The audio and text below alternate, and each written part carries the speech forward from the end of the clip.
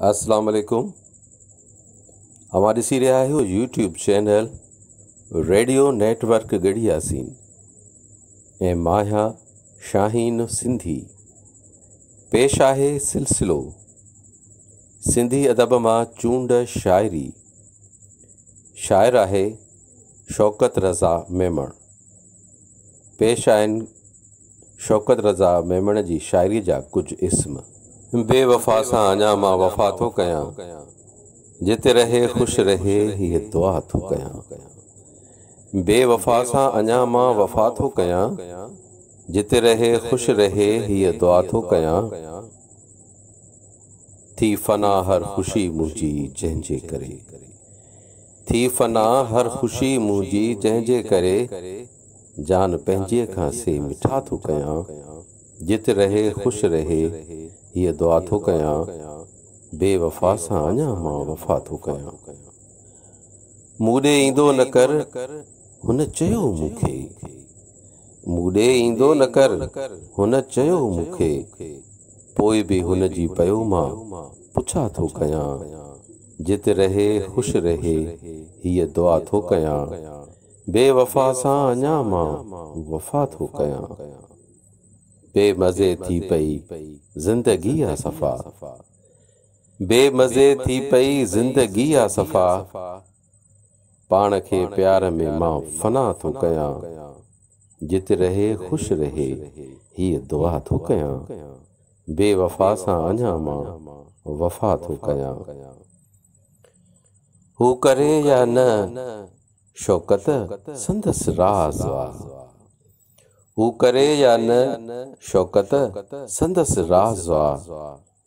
प्यार जा फ़र्ज़ पर मां अदा थो कयां, जिते रहे ख़ुशि रहे हीअ दुआ थो कयां। बेवफ़ा सां अञा मां वफ़ा थो कयां, जिते रहे ख़ुशि रहे हीअ दुआ थो कयां। पेश आहे शौकत रज़ा मेमण जो ॿियो ग़ज़ल। मुंहिंजी हयाती ठाहे कोई, काश मूंखे बि चाहे कोई। मुंहिंजी हयाती ठाहे कोई, काश मूंखे बि चाहे कोई।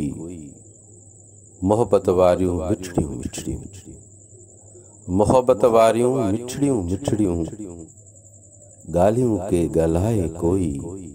काश मूंखे बि चाहे कोई, मुंहिंजी हयाती ठाहे कोई। दिल उनखे पंहिंजो बणायां, दिल उनखे पंहिंजो बणायां। दिल सां पंहिंजो बणाए कोई। काश मूंखे बि चाहे कोई, मुंहिंजी हयाती ठाहे कोई।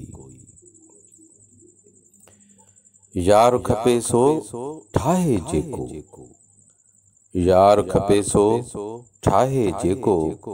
ठाहे न मूंखे ड्राहे कोई।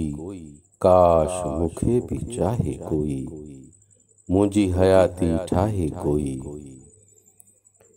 शौकत हर हर नाव खणे पियो, शौकत हर हर नाव खणे पियो। भल न दिल तां लाहे कोई। काश मूंखे बि चाहे कोई, मुंहिंजी हयाती ठाहे कोई।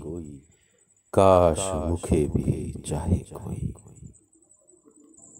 जी व्यूअर्स, अवां जी तमामु घणी महिरबानी। अवां सभिनी असांजे यूट्यूब चैनल रेडियो नेटवर्क गढ़ी यासीन खे ॾाढी सुहिणी ऐं सगारी मोट ॾिनी आहे। मां तहे दिलि सां अवां दोस्तनि जो तमामु घणो थोराईंदो आहियां। पर जेके असांजी हिन यूट्यूब ते नवां दोस्त आया आहिनि, उन्हनि खे इहा गुज़ारिश आहे त हिन शाइरी खे पसंदि बि कनि, लाइक कनि, शेयर कनि, कमेंट्स कनि ऐं हिन चैनल खे सब्सक्राइब ज़रूरु कनि। लख कुर्ब अवां जा।